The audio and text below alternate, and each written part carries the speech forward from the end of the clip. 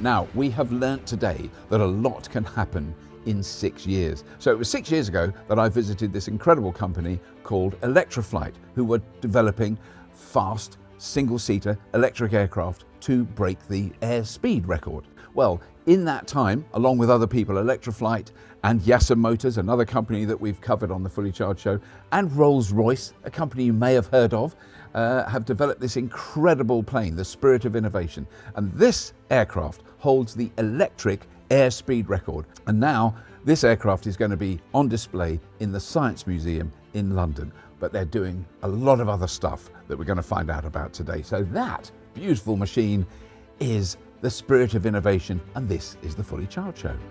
You can see the Fully Charged show in real life at our exhibitions around the world. Fresh from the success of our UK South show, Fully Charged Live finally heads north.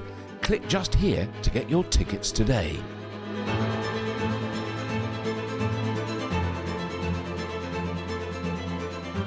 So the Spirit of Innovation is a fantastic single-seater, all-electric aircraft that was developed by Yasa, Electroflight and Rolls-Royce, and it was targeted at beating the world speed record for an all-electric aircraft, which it absolutely achieved by hitting a 345 miles per hour speed limit. Enabled to showcase how you put all these things together, and if you can pull them together really well and remove all those inefficiencies you get between the different boundaries, you can create an absolute blinder of an aircraft.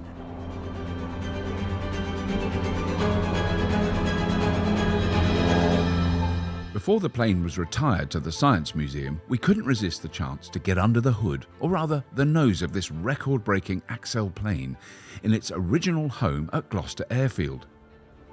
Hi, Roger. Hello, Robert. Very good to see you again. Welcome really good to see you. Electroflight. Thank you. 6 years. I know. We looked at that 6 years ago, Yeah. and now there's that, which yeah. is kind of amazing achievement. Bit different, but Bit yes. different, yes. Yes, now we know what we know. Right. I'd love to do it again. You could probably get it faster. Oh, yes. Oh. Yeah. So the point of breaking records is to demonstrate that you can really push technology in all aspects to actually kind of find new boundaries and actually solve different problems that haven't ever been solved before. So in the case of this aircraft, it was about putting together a complete battery system that's very high power, high energy density, that's very lightweight, that you can actually then go on and demonstrate to the world that you've got great technology by doing something that's easy for everybody in the world to understand, which is going beating an airspeed record.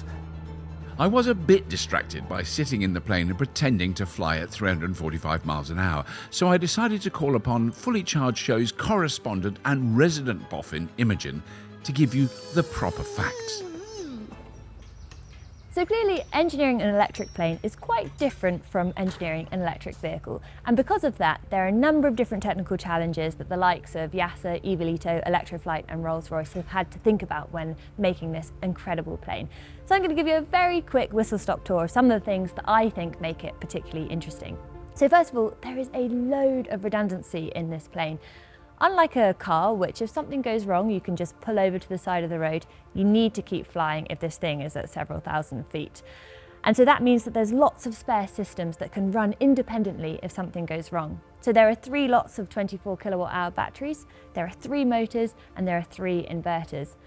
Now, because this is reaching such high speeds, that is an enormous power requirement, and there's a lot of stress that's going through each of those cells. So a lot of heat is being created in the process as well. So there are 9 cooling systems, 1 for each of those inverters, batteries and motors. Some other bits and pieces, they've really had to think about lightweighting, because unlike a car where, sure, weight does have an impact because that is going to use more energy, it has an even more acute effect when you're trying to lift something up into the sky. So this battery, as well as actually storing energy, is also a structural component, and that means that they're not having to use additional structures as part of the aircraft as well. And that's kind of wild. That's like using a heat pump as a load-bearing wall within your home. But to break this speed record, this needs an enormous power requirement. So this has actually used 3 motors and it needs to use as much power from as limited space as possible. This is going to be 756 volts, which is getting up to 2,400 RPM.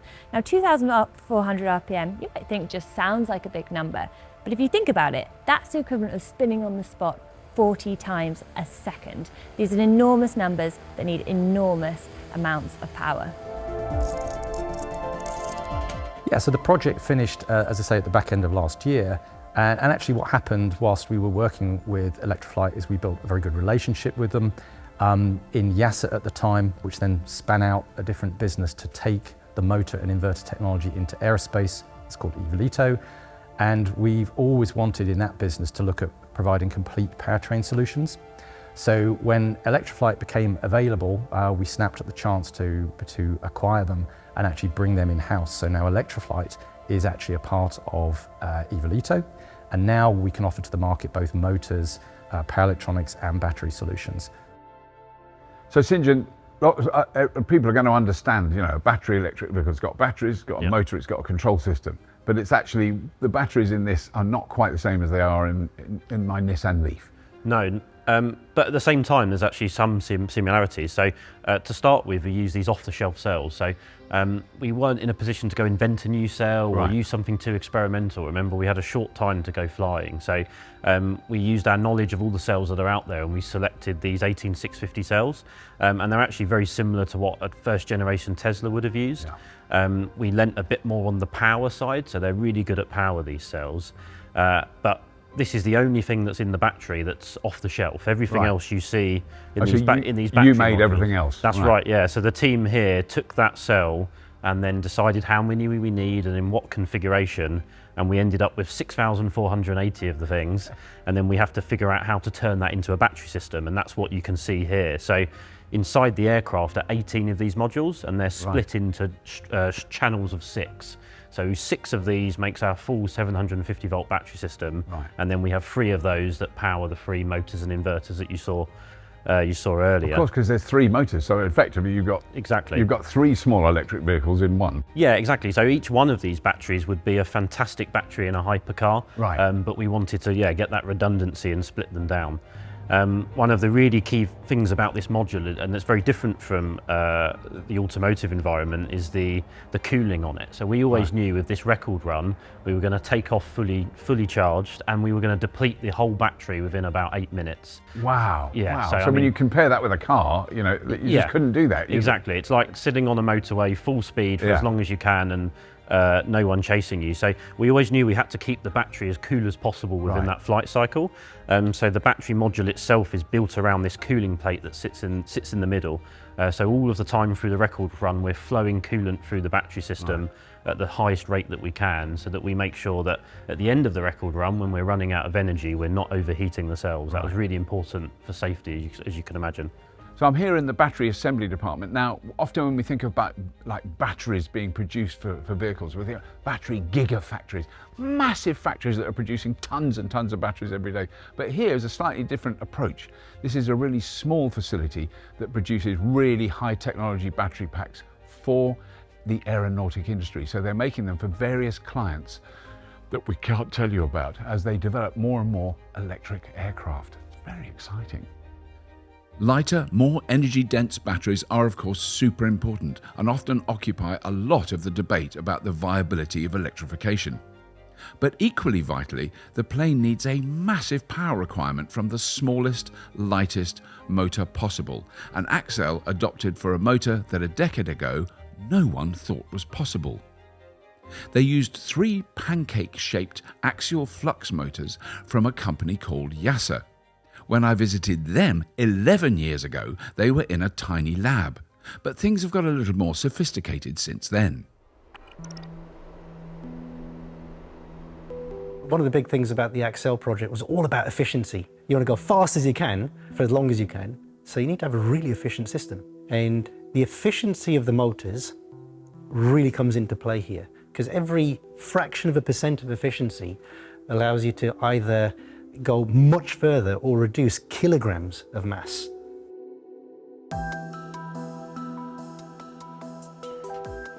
So I'm here in Evolito's facility in Bicester, where they are busy making these axial flux electric motors.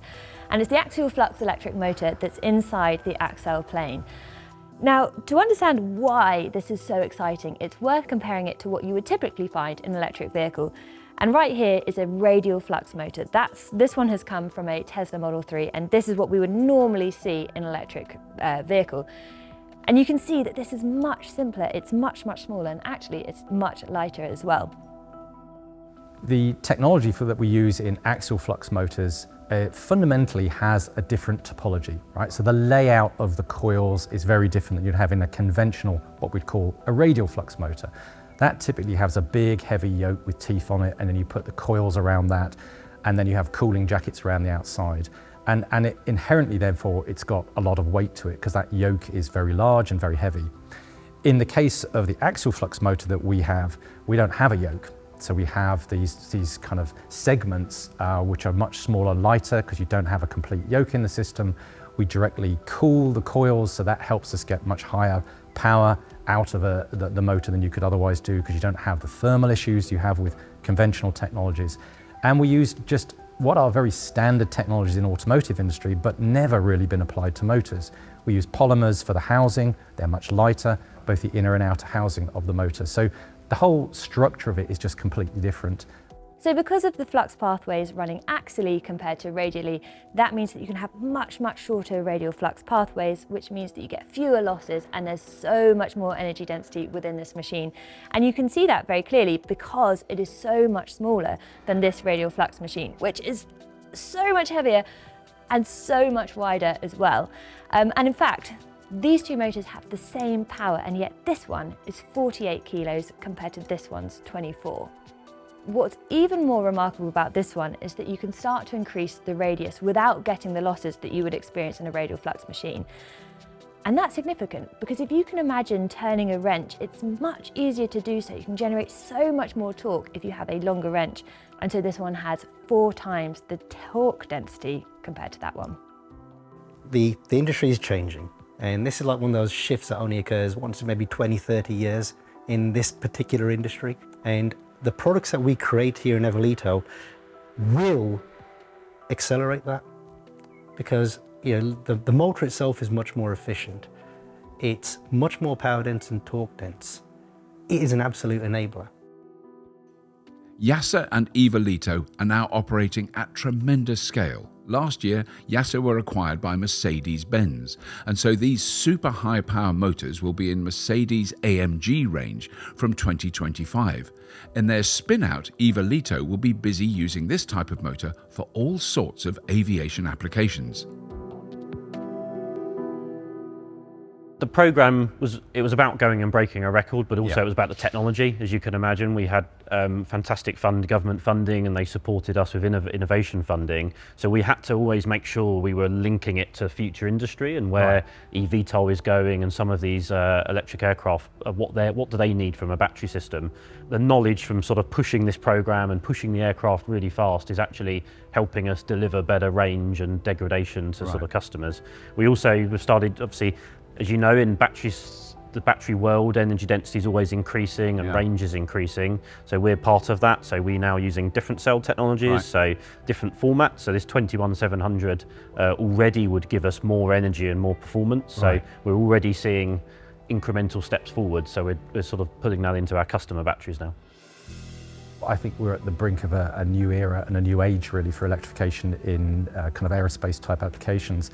I mean, you will see pure electric and hybrid, 2-seater, 4-seater aircraft, entering into service in the next few years.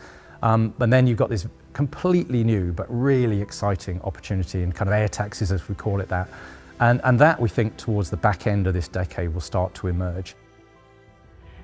This is the culmination of some incredible feats of ingenuity from British engineering. I mean, if you think we first saw this amazing stuff 6 years ago and see what's happened now, I'm just really excited to see what happens in the next 6 years.